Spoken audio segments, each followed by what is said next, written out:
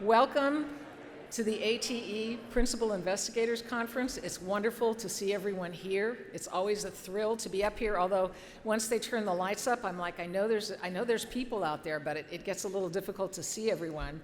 My charge today is just to, in essence, be your MC for this opening plenary session. And the first thing I want to do is acknowledge that this is the largest conference we have had for the ATE conference.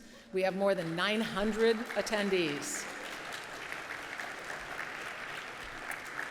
We also just finished the pre-conference Getting Started workshop, which is for new people coming into the program. I think we had close to 110 new to ATE PIs and their teams, yeah. So if you notice, I don't know how many people took advantage of this. There was a little rolling thing next to where you got your badges, and you could pick up little tabs. Okay, so I picked up the NSF one, but if you see someone where it says new to ATE, please welcome them. I think we are a tremendous community. Bring them into the community and let them know who you are and what you do. That would be great. Again, we also have 62 students attending this year, which is great. Please be sure and let them know that you are glad they are here, and they will have a student poster session tomorrow at lunchtime. So it'll be much larger. People who attended last year said, oh my gosh, it was really squished. So we moved it to a larger room, but please come. They have amazing work that they've done, and it's a great time to meet them and see what they've been doing. We'd also encourage people to really use the showcases and concurrent sessions, really all aspects of this conference, to network. You know, it's a great time to meet new people, to collaborate, to really form new partnerships. One of the things we always see in the evaluation on different parts of the conference is, boy, you know, one of the greatest things was all of the new people that I met, and there were people that I think potentially I can have more partners and we can do things together. So please take note of that. Also, please stay through the Friday end of the conference. You know, it's always hard because I know people are, by that time your brain is a little overloaded. You're ready to, you know, catch your airplane and get home or drive or however you're getting home. But it is an expectation that you stay. There are some great sessions that are scheduled for Friday. There's some longer workshops that are going on, and so we hope you will stay. And I think that's a really important part of the program itself. So at this point, we have a couple of very special people to welcome you to the conference. The first one is Mary Heiss, who is the Senior Vice President for Academic and Student Affairs at the American Association of Community Colleges. And you know that this conference is put on in partnership with AACC. It's an incredibly important part of actually developing this, along with the steering committee. So there is a steering committee, and Ellen always has us starting, usually she gives us until February, okay? So here it is, October. We're gonna have this great conference. By February, a steering committee will be organized and we'll be planning next year's conference. So this is something that's a joint activity. If you're interested in that, let us know. You know, we're always looking for new people to be part of that steering committee. Back to Mary. She has extensive responsibilities at the American Association of Community College that include working with the ATE program itself. She does professional development activities for community college leaders, strategies to advance diversity, inclusion, and equity within community colleges, and international programs and services. But tonight she would like to welcome all of you to this conference in her role as liaison with the ATE program. So Mary.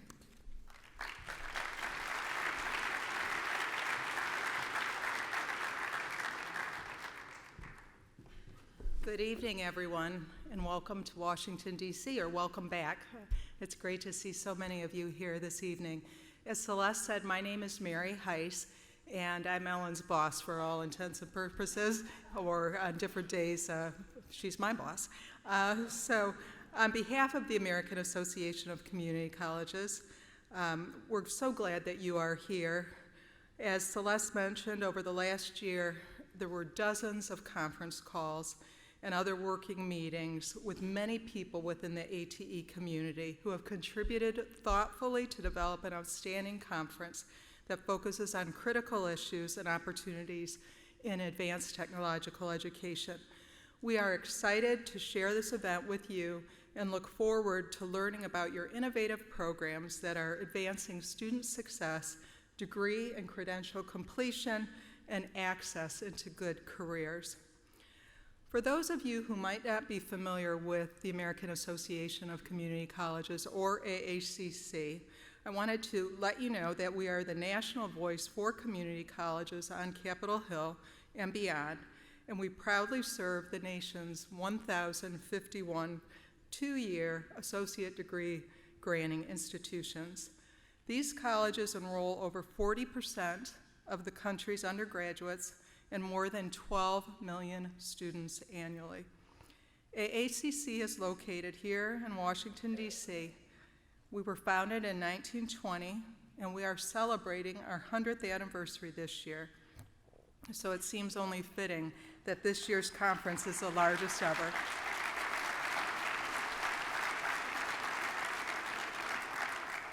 I would be really remiss not to recognize all of you who are members of AACC, because without you, this organization would not exist. So thank you. We also thank our partners at NSF for the important and impactful relationship with community colleges we've enjoyed for 26 years. Through the Foundation's leadership and financial stewardship, community colleges have been able to develop strong STEM technician education programs that are responsive to industry needs. This year's conference theme, Innovation and Impact, ATE for the Future, reflects upon the strong partnership that we have formed and looks toward the future as we seek to strengthen our collaboration and continue to broaden participation in and impact of the ATE program. We are so grateful for the Foundation's support and collaboration. Thank you. This year's ATE conference attendees represent community colleges, business and industry, secondary school systems, four-year colleges and universities, and research and development centers nationwide, spanning a wide variety of technologies and industries. Thank you all for being here. In addition, we welcome the 62 ATE students that Celeste mentioned and recent alumni who are attending from across the United States. We met many of the students this afternoon and began to hear about their fields of study and career paths, and we look forward to learning more during tomorrow's ATE Student Alumni Poster Session. We delight in your success and recognition by NSF for excellence and achievement in ATE and STEM programs. Congratulations.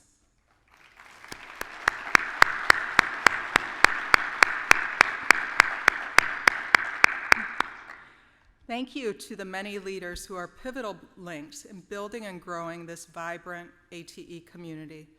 Your commitment to developing STEM technician education programs that are innovative and responsive to industry needs is essential to the future of our nation's communities and economy.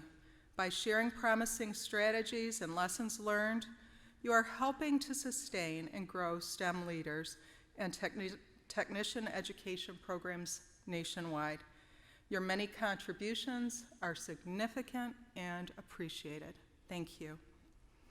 Again, thank you all for contributing to and participating in this significant conference. We trust this event will be a productive learning experience, and we wish you the best for your continued success. Thank you.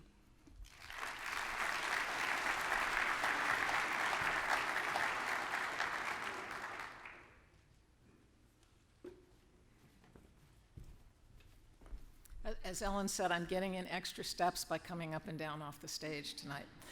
So it's a great pleasure to introduce, I guess this would be my boss's boss.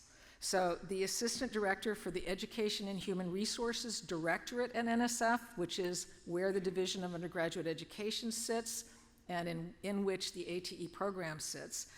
Karen Marangel came to NSF from Portland State University, where she was Dean of the College of Liberal Arts and Sciences and a professor of mathematics and statistics. And I'm hoping she'll tell you that this isn't her first ATE conference. So I'm going to leave that for her to tell you about, but she would like to provide a welcome from the National Science Foundation.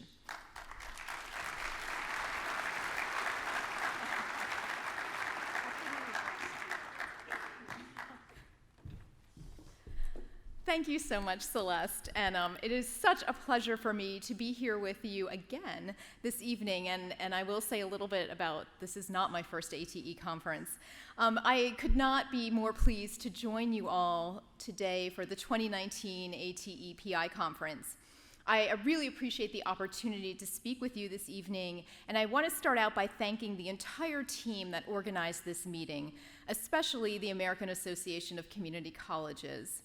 The AACC has been one of NSF's longstanding partners in working to address the nation's STEM education and workforce needs.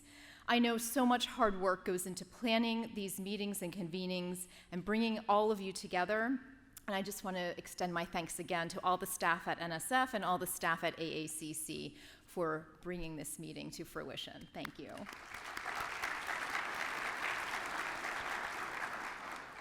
So I'm especially delighted to be here at this ATE conference with you. As Celeste mentioned, I previously worked in the ATE program when I was on rotation to NSF about 10 years ago as a program officer. Gerhard Salinger, who I hear is in the audience tonight. Gerhard! And many of you know Gerhard. Gerhard does this. If you know him, he will pull you in to programs and to work, and I could not have been more delighted for Gerhard to pull me into the ATE program, where I got to know a number of amazing projects and interact with the community 10 years ago. And it really had an impact on the work that I did ever since then, and the work that I did when I was a dean and collaborating with community colleges around Portland and Oregon. So thank you, Gerhard, for introducing me to this amazing community. So Gerhard was a mentor to me as a program officer, and as we know, and as you know, mentoring relationships are very important to NSF, not only for the benefits that mentoring provides to mentors and mentees at various stages in their academic and professional pursuits, but also because mentoring relationships help to establish robust communities of practice. And as we know, mentoring is a key component in ATE projects, where we work together to enhance the education of science and engineering technicians at the undergraduate and secondary school levels. Partnerships are another important component that help to advance the ATE goals. 2- and 4-year institutions, K-12 schools, government, and industry are partnering to recruit, retain, and support students pursuing STEM degrees and careers. The work of ATE supports NSF's mission and strategic agency goals. Since its inception in 1950, NSF has been committed to promoting the progress of science, advancing national health, prosperity, and welfare, and securing the national defense. Advanced technological education is especially critical to this mission, as the number of jobs in the U.S. requiring substantial STEM expertise has grown nearly 34% over the past decade, and that is a statistic quoted from a National Science Board policy brief in 2018. However, according to the newly released National Science Board report, The Skilled Technical Workforce, the National Academies expects 3.4 million unfilled skilled technical jobs by 2022. That is a pretty astounding figure. This statistic makes ATE's continuous role in preparing the workforce all the more important. We recognize it, and the National Science Board recognizes it, which is why the National Science Board organized several listening sessions across the country focused on challenges and opportunities of the skilled technical workforce. The Directorate for Education and Human Resources, the directorate that I oversee, is so proud to be the home of ATE, which celebrated its 25th anniversary just last year. This is an amazing, amazing accomplishment. From 1993 to 2018, NSF has invested over $1 billion in the ATE program, funding 1,294 projects, and 61 centers. This program is making an incredible impact. All the work that you do is making an incredible impact. We are, as you know, ATE funding supports curriculum development, professional development of college faculty and secondary school teachers, career pathways, and other activities that advance the knowledge base related to technical education. And without you, we could not have developed that knowledge base, and we cannot continue to develop it. NSF is continuing to invest in developing the skilled technical workforce, nurturing a national talent ecosystem. We are also working to prepare a workforce for the future, and I love the theme of this meeting, goes along with this, for the future that is equipped with global perspectives and an ability to engage with researchers and educators outside of the United States. It is so important that the STEM workforce is able to work in multicultural environments and with people who have different perspectives and approaches to solving problems. In response to this need, ATE now provides international opportunities for faculty and students in community colleges through the International Training and Education in Advanced Technologies, or ATEI, opportunity. And I'm so excited that this is the first program at NSF to fund directly two-year college students and faculty to travel internationally. I think this is an incredible program that we are very, very proud of.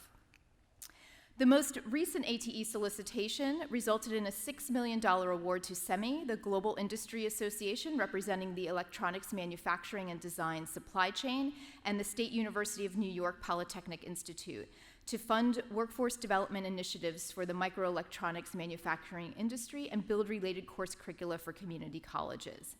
So, the exciting work of ATE is continuing. And at NSF, all these years ago, all the way until now, ATE has consistently contributed to communicating the importance of and developing the United States skilled technical workforce. Preparing the STEM workforce for the future is one of 3 aspirational goals in the Federal STEM Education Strategic Plan that was just released last December, and it spans numerous federal agencies, including NSF.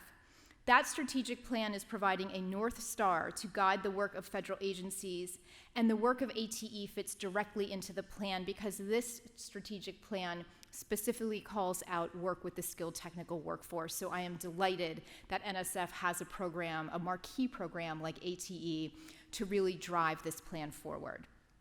I want to thank you so much for your dedication to educating the next generation STEM workforce. We need your help in ensuring that high-quality STEM careers are possible for all students. I look forward to hearing about your work and hope you enjoy your time at the conference. Thank you so much.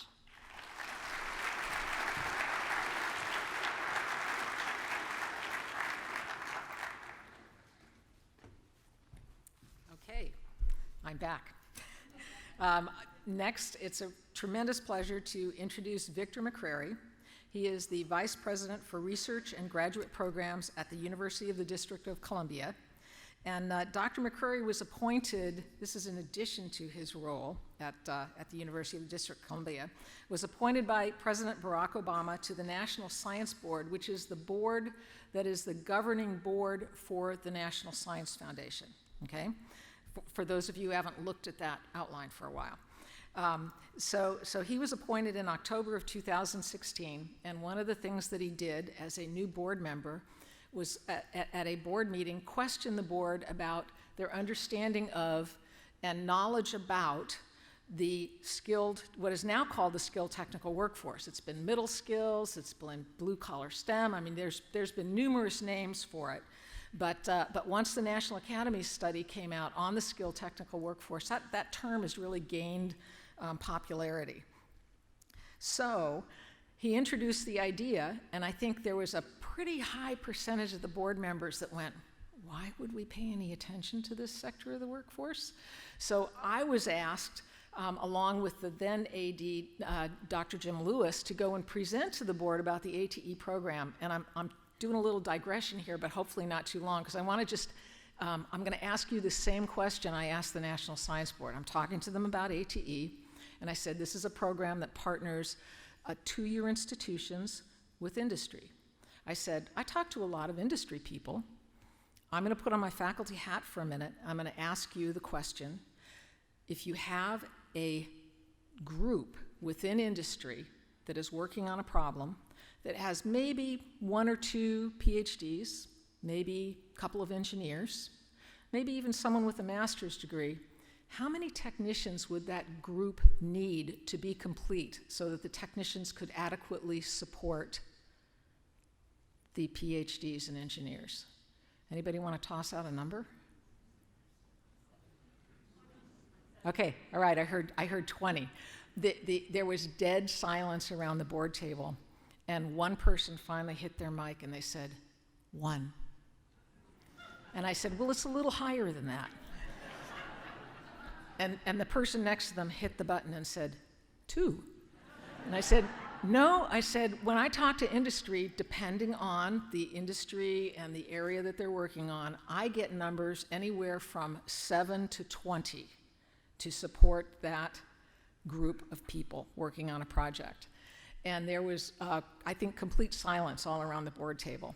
So Dr. McCurry really pursued this, ended up establishing a special task force to look at the skilled technical workforce so that the board was more knowledgeable about it. And it's been my privilege to have been able to work with that special task force and Dr. McCurry, and he's going to tell you a little bit about the report that came out from that task force. So, welcome.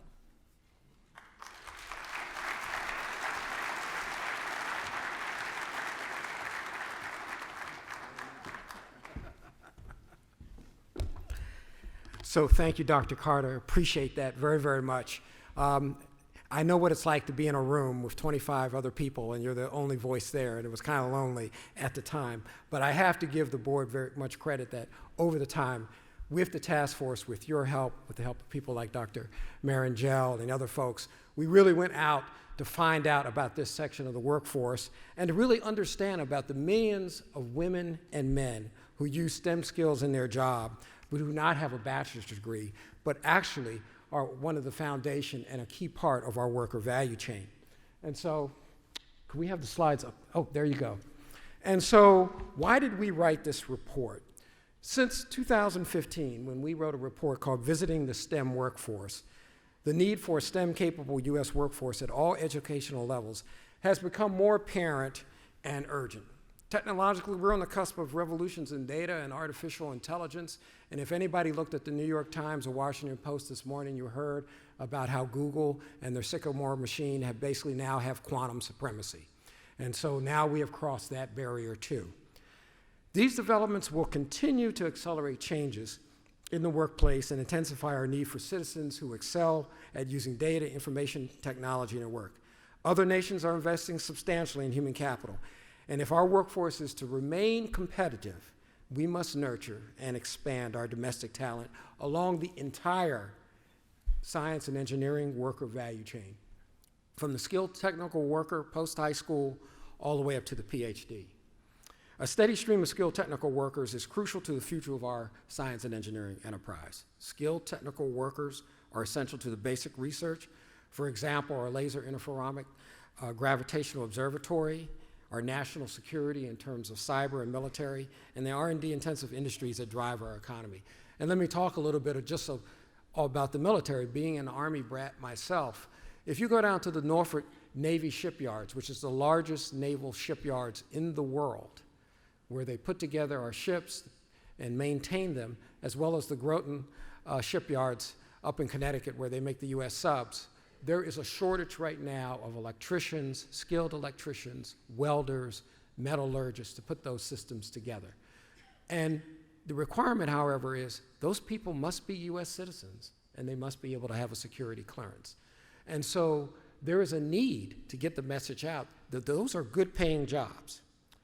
As Dr. Marangel just previously said, the STW is an area where near-term workforce needs are really urgent. Skilled technical workers are demanded by industry. According to the National Academy of Science and Engineering and Medicine, there's a prediction that 3.4 million workers will be needed by 2022, or we'll have a shortage in terms of our competitiveness. So how did we go ahead and write this report? Well, we did like most people. We went out and listened to the community. We actually went out to some of the places where you all are across the country. And over the past 2 years, we visited over 65 locations dispersed throughout the United States, as well as a number of organizations here, including the American Association of Community Colleges in the DC area. And so if you look at these locations, we went everywhere from the oil and gas fields in Louisiana went down to South Carolina, which is becoming a home for aerodynamic and aerospace materials. I talked about the District of Columbia area here, as well as we went up into Detroit. And let me tell you how important it is, as an aside. We were up there at Macomb Community College to a technical conference where the auto industry and its subcontractors got together to talk about autonomous vehicles. We all heard about those vehicles. Eventually, when you order your Uber, you'll just get in, there'll be nobody there, or you have your car take you to work. What they said is, by 2045, technologically, we will have full autonomy, or what they call L5. Now, but the next question we said is, well, how many workers do you need? And they said, we need about 1 million workers, anywhere between 800,000 to 1 million workers. But these are not the same workers who descended on Detroit to Henry Ford's factory in 1920, when all you needed back then was a good alarm clock and a strong back.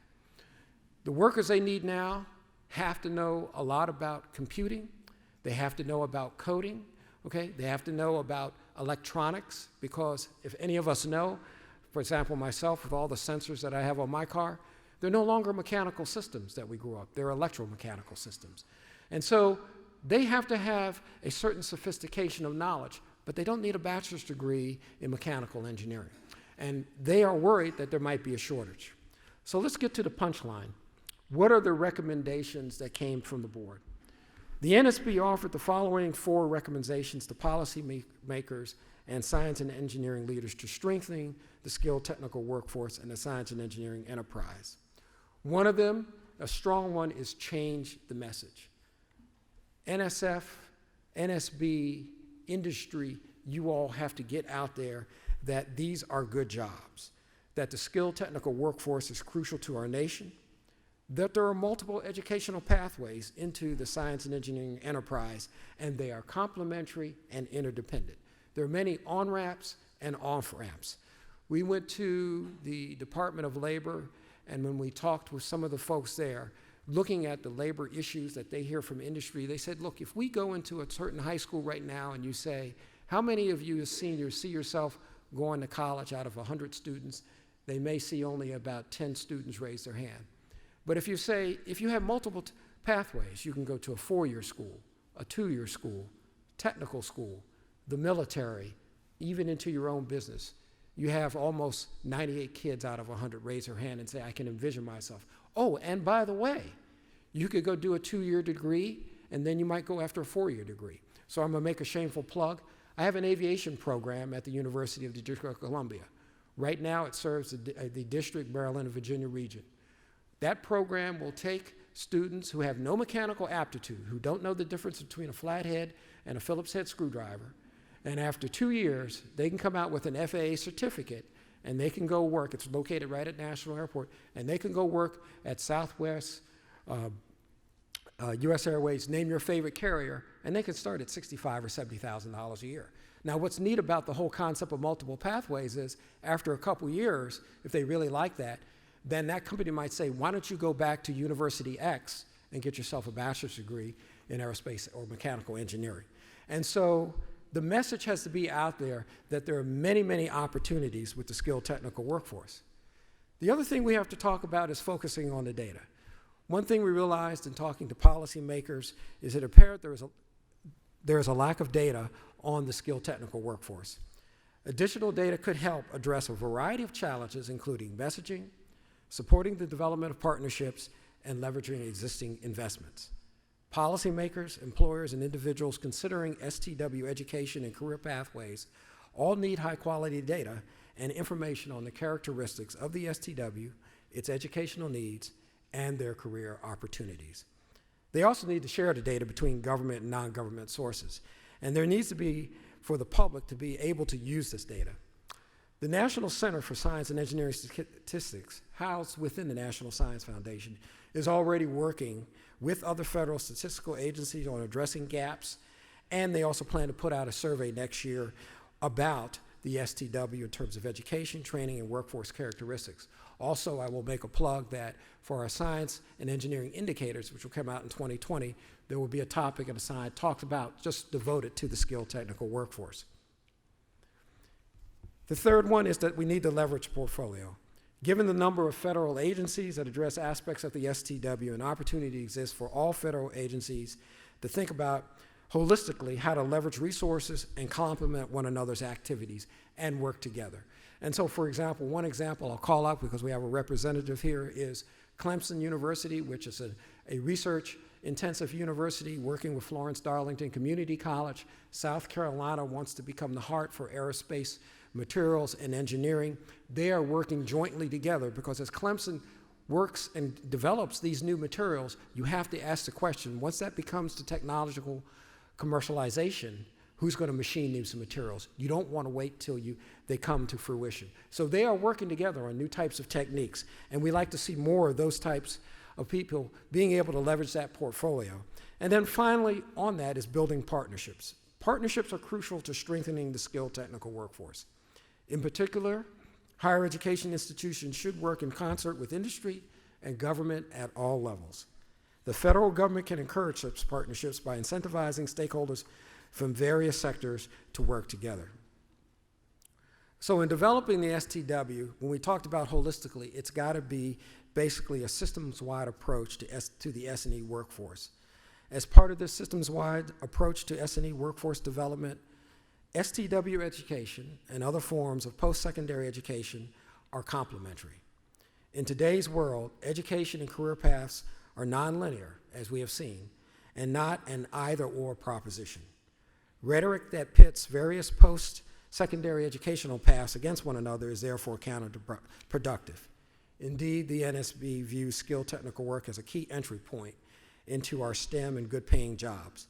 And via programs like the ATE, it can open doors without limits for individuals. We heard multiple times from individuals who started in the STW and found their STEM spark, leading to fulfilling careers and, in some cases, further education. Now, although we finished this report, and it's right here, as well as there are many copies around in the room, as well as you can download it from the internet, I want to stress NSB's engagement with this topic is far from over. We've talked about this report with many audiences, and we are committed to keeping this topic on the radar of policymakers. We're particularly pleased to see the response that this report has generated in Congress and the President's National Council on the American Worker, a group that has been working on these issues in parallel with NSB, has come to many of the same conclusions. In closing, I want to thank all of you in this room for what you do to ensure the future of the skilled technical workforce. Your contributions are essential to the future of our nation's science and engineering enterprise. Thank you.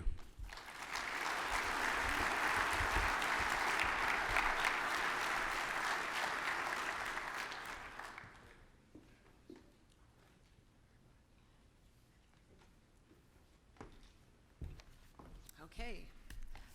There are copies of the report on the NSF table, which is on the landing as you go down into the exhibit hall. It's going to be kind of first come, first serve. I think I brought maybe 30 over, but you do have the URL so you can download it. But it's definitely worth reading. So please do that. So it's now my privilege again to introduce our plenary speaker, Dr. Paul Osterman. He is the Nanyang Technological University Professor of Human Resources and Management at the Massachusetts Institute of Technology, Sloan School of Management, as well as a member of the Department of Urban Planning at MIT. That's a real mouthful to get out, by the way. His research concerns changes in work organization within companies, career patterns, processes within firms, economic development, urban poverty, and public policy surrounding skills training and employment programs. This billboard on the Mass Pike, and MIT and many other places have woken up to this, and we've launched a task force. I'm on the task force on the future of work. So it's a huge, hot topic. So I'm going to first off by saying, let's be humble, right? So I remember when John F. Kennedy was elected. I don't know if anyone else in the room does. Yes. So a quarter of the workforce was blue collar. Computer programmers were not a census occupation. Women were only a third of the workforce, and the organization Man, which was a book about how you should treat your workforce well and never fire them, literally, was a best-selling book. The world is a different place, right? But we never, in 1960, would have predicted any of this. So I'm going to talk about what is happening and what's not happening. I'm going to talk about the skill provision system, and I'm going to talk about moving forward. And I'm going to give kind of a high-level overview of some of these topics. And in some cases, in fact, in many cases, you all know a lot more about this than I do. And to the extent that I'm making a contribution, my contribution is kind of giving you a framework for thinking about some of this stuff. So first, what's the fake news? I made up that expression.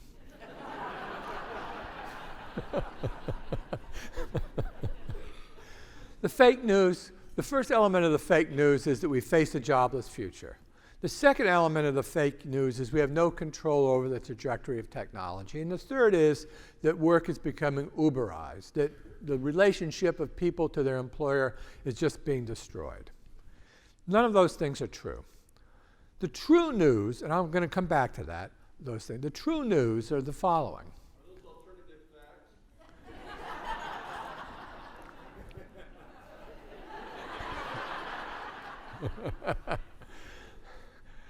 You know, you give me a straight line, it's so hard for me to restrain myself, but I will.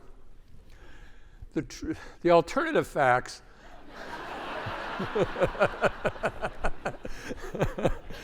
the alternative facts are, yes, technology is not going to destroy all jobs, but it will require people to learn new skills and to adjust. The alternative fact is unless we take action, there's going to be far too many people holding low-wage jobs, and I'm going to really emphasize that point because it's really central, I think, to all of our mission. Skill requirements for good jobs are within the reach of almost everybody. We're not becoming an economy in which you're either a PhD scientist or you're flipping hamburgers. And finally, our skill provision system has a great many strengths, significant strengths, of which you're one of them, but it's much in need of improvement and development. So this is a New Yorker cover. The robots are going to work, and the one human being is sitting on the street, and the robots are throwing him change. But that's not the case. That is just not going to happen. Think about word processing. Word processing has improved the productivity of many of us, many of us. It has eliminated the typing pool, but administrative assistants now have much more complex and much more interesting jobs. Many technologies have the same characteristics, and they stimulate the creation of new jobs also. Another great example is what ATMs did to bank tellers. You would think ATMs would wipe out the job bank teller. Well, ATMs made it much cheaper to operate a bank branch. So banks opened more branches, creating more work. And the jobs of tellers changed. They became not people who were just handing out dollar bills, but they became customer relations people. Technology has a much more complex impact than eliminating jobs. It's not the end of work. It's the problem is the adjustment to the technology. If you do a survey and you ask American adults, just look at the last two columns on the left, only 2% of American adults report that they lost their jobs to a computer or to technology.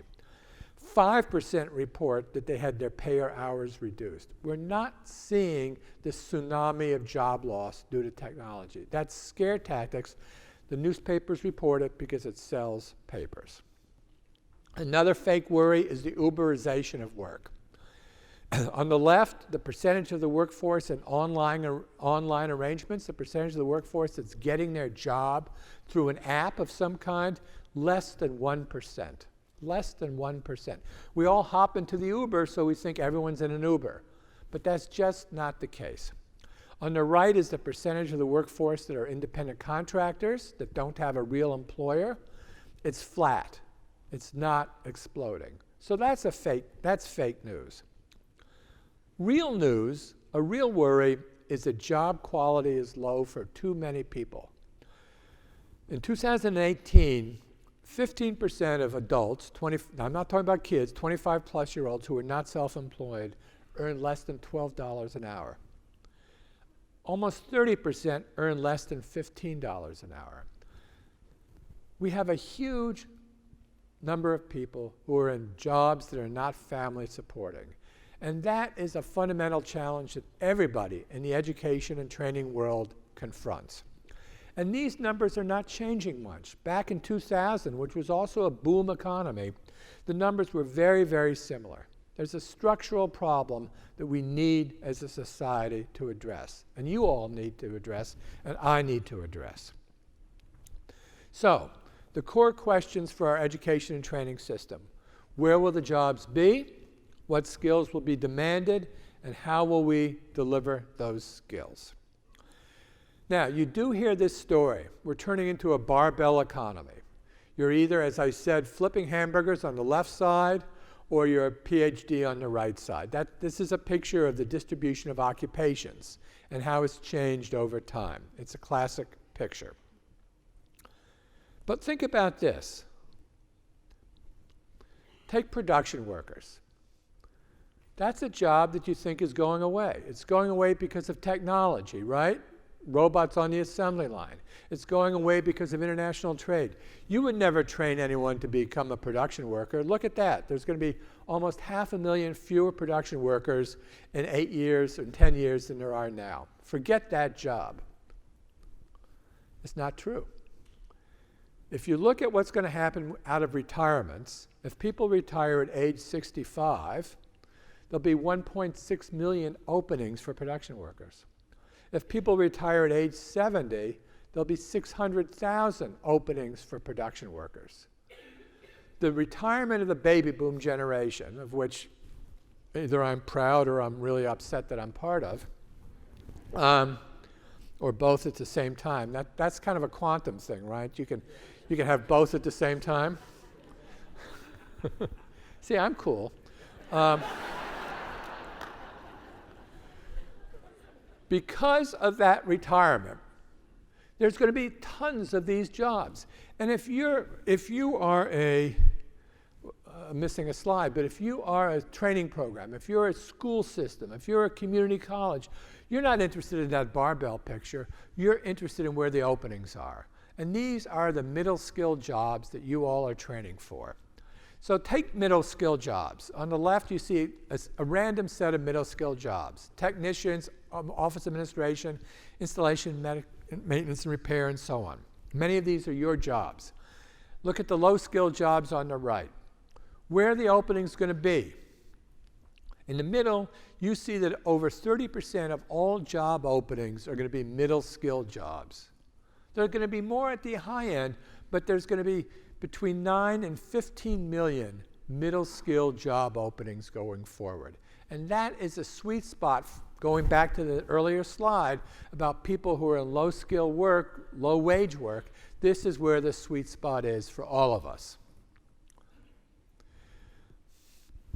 Now, these data tell us where will the jobs be in one sense, but they're not telling us much about the skills. What will these middle-skilled jobs require? Now, everybody out there today believes they should get more training. That's not the problem. This is a Pew survey, percentage of Americans who think that it's essential that they get more training, more education to get decent work, and it's overwhelmingly yes. But there's some puzzles here. Again, it's fake news that job skill requirements are accelerating at such a rate that most people can't get those jobs, can't do it. It is true that employer statements about what they're looking for, we need, and then they give you a set of job requirements which you'd have to be a remarkable human being to meet. Those are aspirational. Job requirements are flexible. There are a great many jobs out there that everyone can do. So first, in this weird chart, the top line, this is a chart that tells you what's happened to hourly wages or over time.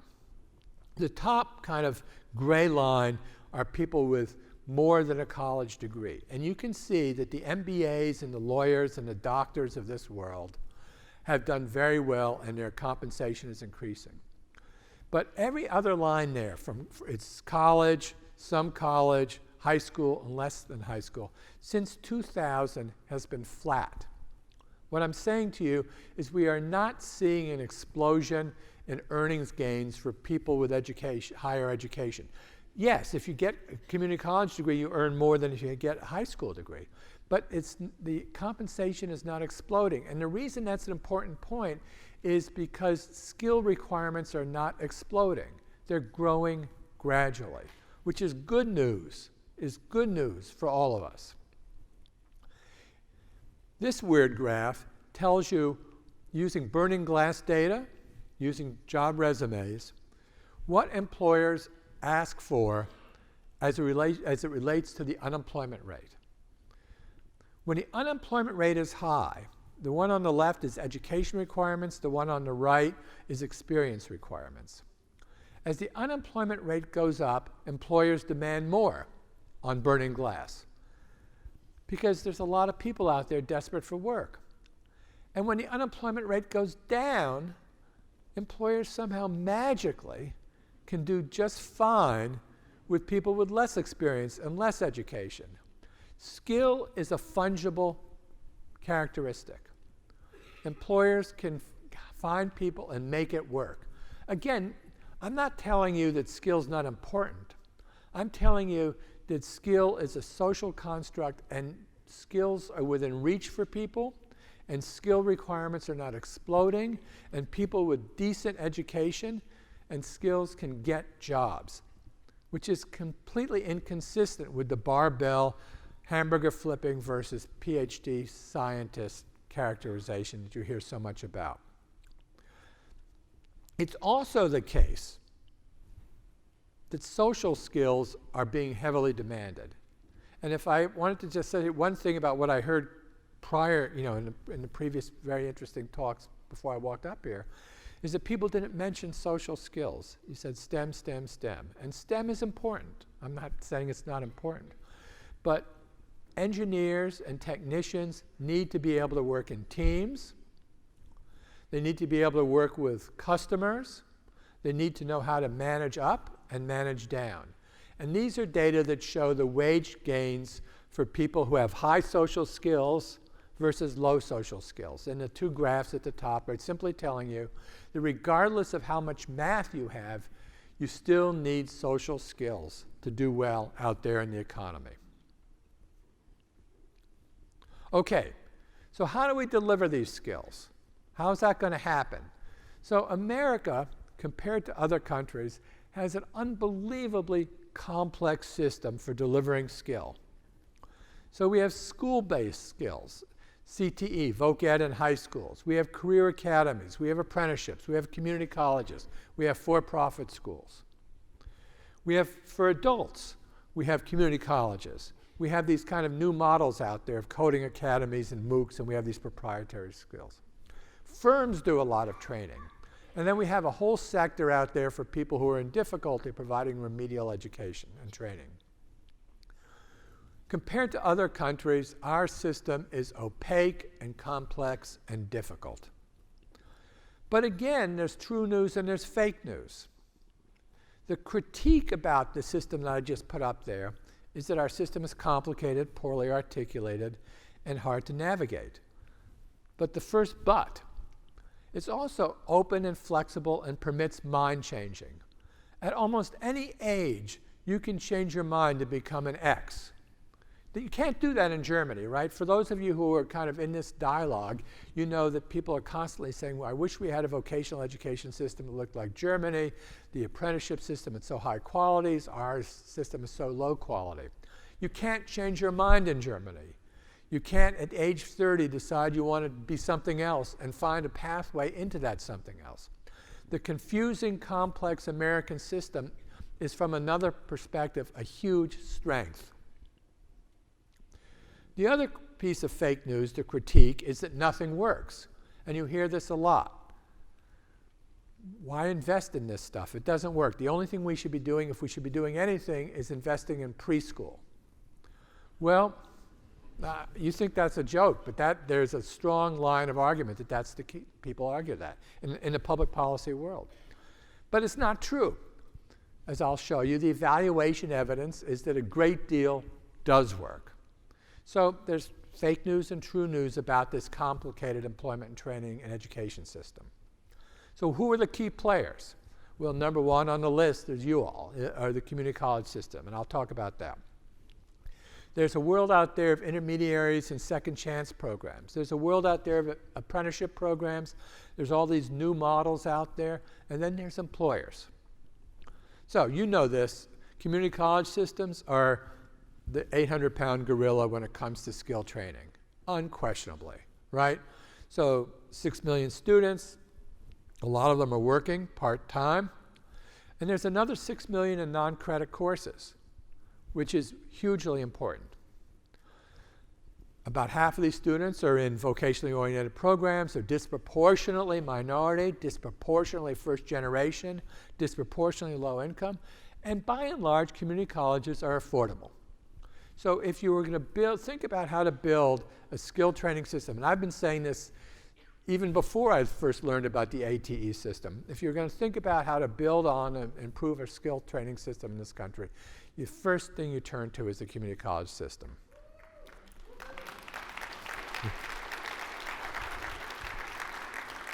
I wasn't paid to say that. But I genuinely believe it. Now, nothing works? That's just not true. The research evidence is very hard to do RCTs. You can go to community college, you can't. You can go, you can't. But there is sophisticated econometric research that looks at the rate of return to community colleges, and it's positive. It's very positive for people who get an AA degree. It's less positive, less large, but still positive for certificates. There's modest benefits to just attending. It works. But everything isn't great, right? So completion rates are very problematic. There's no question that completion rates are very problematic. People get lost in developmental education. Too many community colleges are basically a cafeteria system. And so people get lost in that. Support services are weak. It's very hard to manage community colleges. They have multiple missions, right? They're transfer institutions. They're vocational training institutions. They're non-credit institutions. They do contract customized training for firms. Very difficult. And then there's complicated questions about money, which I'll talk about. And then, I don't know whether you're going to applaud when you see this chart. Too many community colleges have too weak a relationship with their employer community in their catchment area. Those are the employers who are applauding. This is based on a survey that I did. Now, the survey's a little old. It's about 5 years old. But only among those with a community, this is a survey of employers. Among those employers with a community college in their region, only 13% use them. These are manufacturing employers, I should say. These are manufacturing employers. Only 13% use them to recruit folks, and only 20% use them to train their incumbent workforce. There is still too loose a relationship between this extremely important institution and the employers in their community. And I'm not going to talk about why that is. You'll have better ideas than I will about what the problem is, but there is a problem.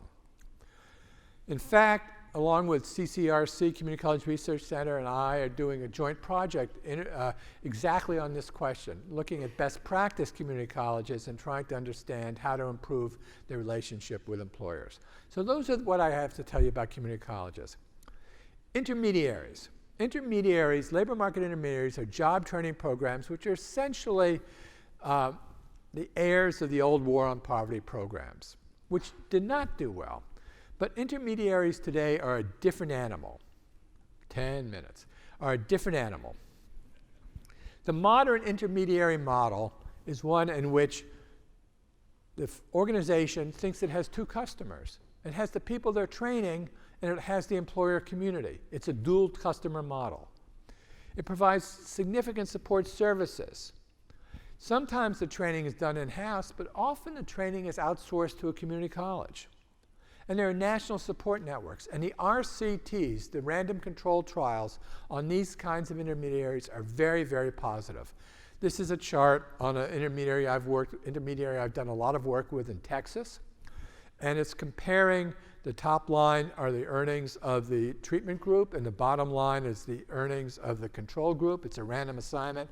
And after 6 years, the treatment group is earning $5,000 per year more than the control group.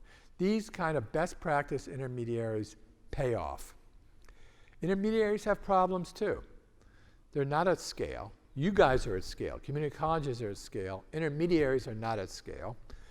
Too often it's hard to implement the best practice ones because there's a political problem in the community about just giving out money to small, ineffective programs. So there's issues with this. Apprenticeship training is small. Where it works, where it's there, it's very effective. Essentially, apprenticeship training is school-based training combined with workplace-based training. And it works and it's effective. But it's small relative to the scale. And then there's what I call the Wild West. The profits and the nonprofits, the MOOCs, the coding academies, we know nothing about these players. And my view of the world is that they'll never be at scale. Possibly the MOOCs, but the rest of them will never be at scale. It's for the best of them, we can learn something about pedagogy. We can learn how to train adults. There may be better ways to teach adults, to educate adults. But these organizations are not going to be the foundation of a strong education and training system. And finally, employers. Employers historically have provided a great deal of skill training. You all know that. The problem is, there's good reason to think that that's eroding. Now, I've done it over the last couple of years, a lot of interviews with community colleges. And community college presidents and community college workforce people say to me things like, can you help us connect with our employers in our region? They're not interested in us. I mean, they do say this. Surveys suggest that the amount of on-the-job training that employers are providing is declining over time. On the other hand, pick up the paper and you'll read about Amazon doing a big training program for its workforce. You'll read about Walmart Academy. The story is very, very unclear about what's happening with employers. But there are reasons to worry. And there are reasons to think creatively about how you re-engage employers with the education and training system. So what's the agenda? The agenda is to improve performance and diffuse best practice. The agenda is to think about what are the big ideas out there, which are individual training accounts, stackable, modular, blah, blah, blah credentials, and data transparency. The agenda is to figure out a way to work with employers better than we have. And then, I'm sorry to say, the agenda is money. So, working through this, right? Working through this list. One of the big ideas out there are more and better credentials, right? You all offer an AA degree or an AS degree, but what about other kinds of industry certifications and standards? That idea has its origins in Germany, where they do have these national standards that are identifiable no matter where you are or where you were trained. It's logical. The question is, will it ever really work? And the real question is, will employers ever pay attention to it? We have this open, flexible system, remember, in which employers adjust their skill demands with the labor market and with their technology and with whatever the HR person had for breakfast that morning. Seriously. So there's reason to worry that these credential things are kind of a fantasy. Now, I'm not saying it's a bad idea. I'm not. I'm saying we need to be cautious about it. And the data that we have support that caution. So there's a recent national survey by the MEP program, which found that manufacturer employers were unaware of these credentials beyond the ones offered by school systems and don't use them. My own survey found that only 7.5% of establishments use these credentials. So credentials maybe, but think about it seriously. Training account money providing people with resources, improving transparency, all good. But the problem with those is that they only work if the underlying infrastructure is there, right? For giving people individual training accounts or better data, if you don't have effectively functioning community colleges or effectively functioning job training programs, what's the point? The money will be wasted. So that brings us to what I think is the fundamental agenda, which is actually building and strengthening the infrastructure of the system. Resources, organizational change, and getting into the heads of employers. Federal resources. This is Federal Department of Labor funding, and you can see what the story is. Down, down, down. And by the way, down under the Obama administration, as well as down under the current administration.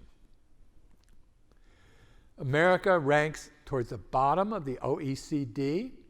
We're down there. Germany is up there. Everyone's up there. We're down there. In terms of public expenditures on adult training, we don't spend much money. Community colleges are radically underfunded. Yeah. I once gave a talk in a Baptist church on a different topic. I followed a preacher, and so it didn't go well for me. I didn't get a single yeah. But I got a yeah. Community colleges are radically underfunded. Compared to public four-year schools, not research institutions, just public four-year schools, you all are getting about half per student as they're getting. But you're so central. So there's absolutely a resource issue. And then finally, there's politics, using community college. How do you navigate these multiple missions? How do you implement best practice? Many of the community colleges have their own independent boards, have their own taxing districts. How do you have a policy to improve community colleges? And how do you integrate community colleges with some of these other players that I've talked about? These, I think, are the key issues. Employers, we cannot have an effective education, provision, and skill training system and upskill people unless employers step up their investment in training. And honestly, we don't know how to do it. Would incentives and tax credits work? Would more effective outreach work? Would the president or the National Chamber of Commerce or the Business Roundtable making speeches work? How do we do it?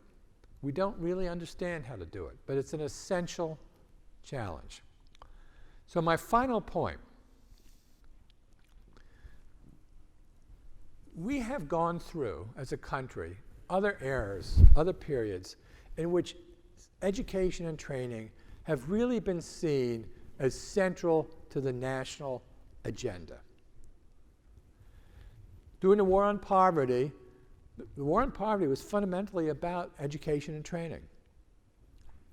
In the 1990s, there was a great deal of fear that America was being beaten competitively by Germany and Japan. And so several national reports came out. One out of MIT actually called it Made in America, another out of Washington, D.C. called America's Choice, High Skills or Low Wages. And the Clinton administration invested in the School to Work Transition Act and skill standards and all kinds of things. We've gone through other periods in which these issues that we're talking about really were fundamental to the national debate and the national discussion. I think we could easily be in that period now. The concerns around technology and adjustment, the concerns around job loss due to trade, the concerns around dislocated workers, the concerns around STEM education and the potential STEM shortage are in the public discussion. We can laugh at the New York Times headline about bricklayers and robots, but the papers, the newspapers, the pundits, people are talking about our issues. Right? So this is a real opportunity. We actually have an opportunity to make progress on these issues because we're swimming with the current. And so you all, and I really genuinely mean this, you all are the folks who are going to make it happen. And hopefully you'll do it. So do it. So thank you.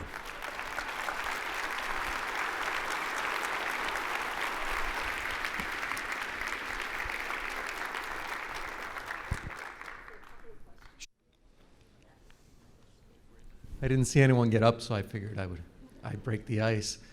So I'm in Puerto Rico. There. Buena suerte.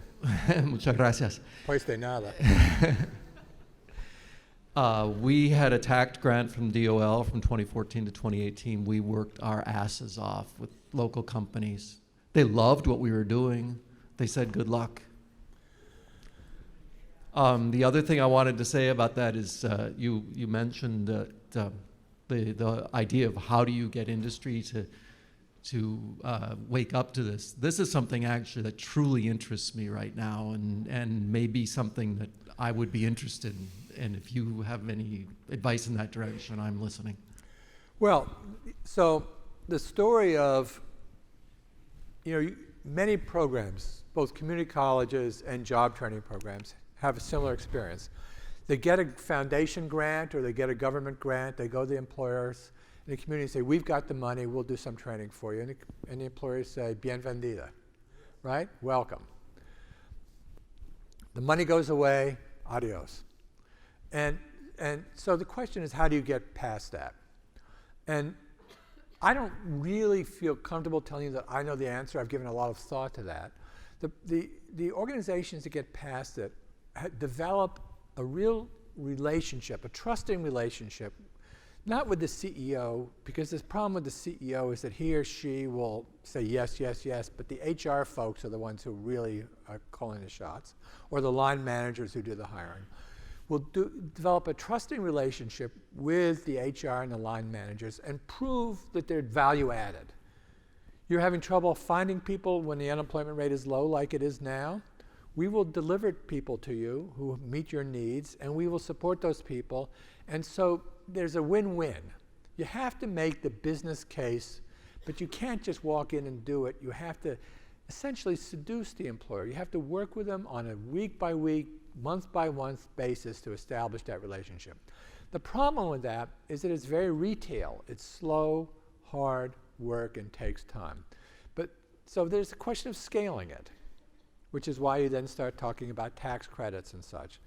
But the programs that I've seen and community colleges that I've seen that have a good relationship with the employer community have invested in that kind of relationship.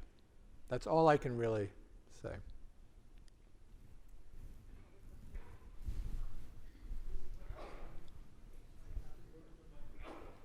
Yeah, you mentioned the MEP in one of your slides. Has there been any talk about utilizing the MEPs in all 50 states and Puerto Rico to help make those connections to community colleges and employers?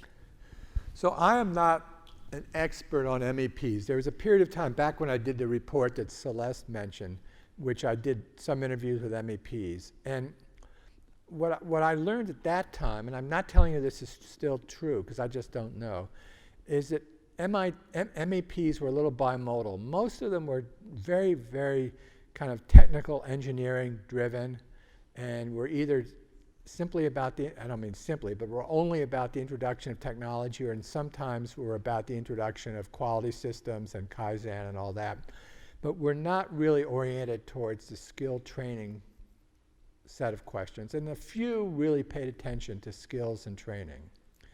I don't know if that's still true. I think the MEPs are potentially an answer to the question that was just asked, because MEPs do have a win-win relationship with employers in their area.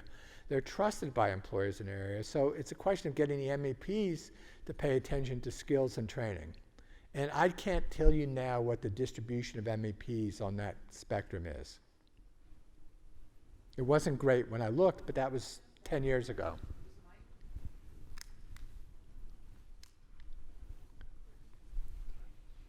Hi, my name is Lydia Deloach. I'm from Seattle, Washington, Highline College.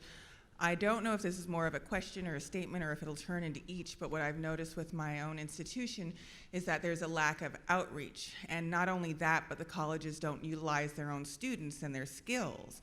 I also work outreach with to whom? I'm sorry. Different employers. Okay. And even for resources, there's not a lot of outreach. Like, I feel there should be more institutions here today. I also work with the women's program, and that's for like low-income students. And so we work with the Department of Social and Health Services. And what I noticed is that for low-income people, they are trying to get them into school to get the education, but they're not helping them get the employment afterwards. Yeah, Have you looked into that? Again, you know, there are 1,200 community colleges, and so you want to be careful about generalizing. And you all may know what's going on in all 1,200, but I certainly don't. But if you talk to community colleges and about these sets of issues, what you hear is, well, you know, I've got a faculty who thinks that they're only in the kind of transfer function business, and I'm not rewarded for, I'm rewarded for, you know, ADA, average daily attendance. I'm not rewarded on equity or distributional kind of diversity kinds of things. You just hear a lot of kind of obstacles to kind of addressing exactly the kind of thing you're talking about.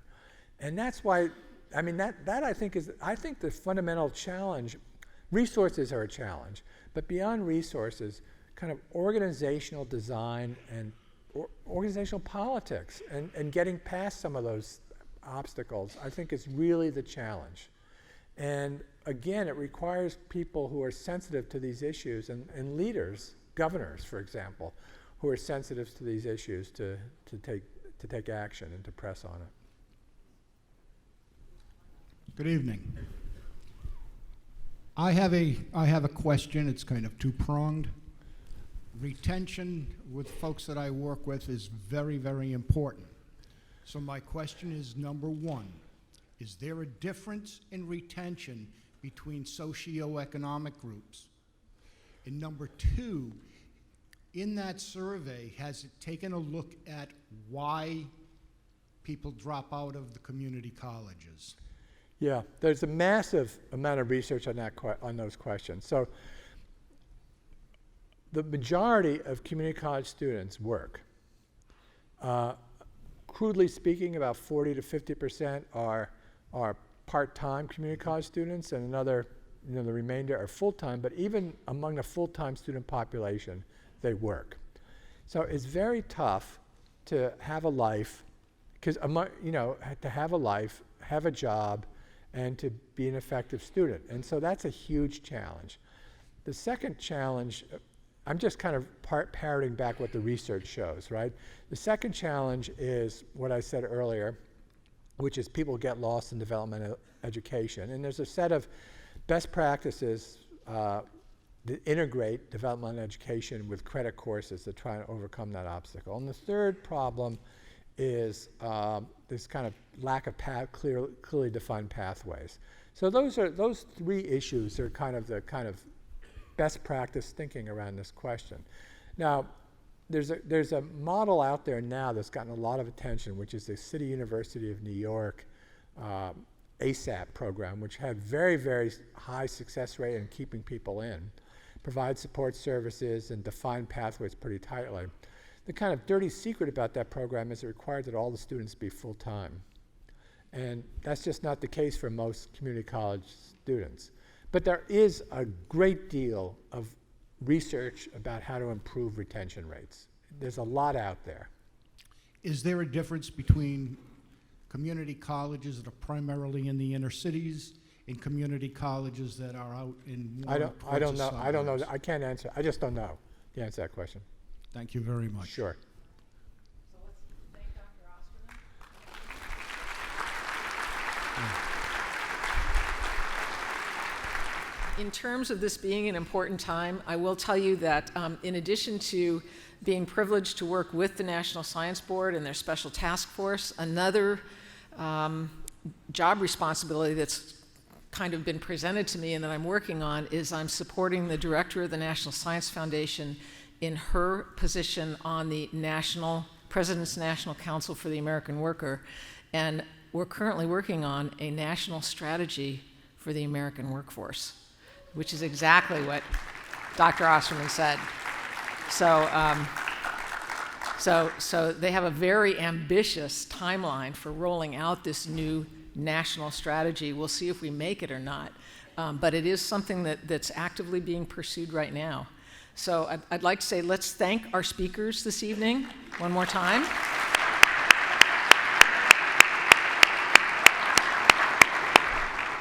It's time for the exhibit hall with really, really generally wonderful food. As Ellen said, we want you to stay around. We don't want you to like sort of sneaking out because we want you to go check out the projects and centers that are exhibiting tonight. As I said, there are a limited number of copies of the Skilled Technical Workforce Report from the National Science Board on the NSF Table. And please enjoy, form new partnerships, collaborations, have a great time, and welcome again. Thank you.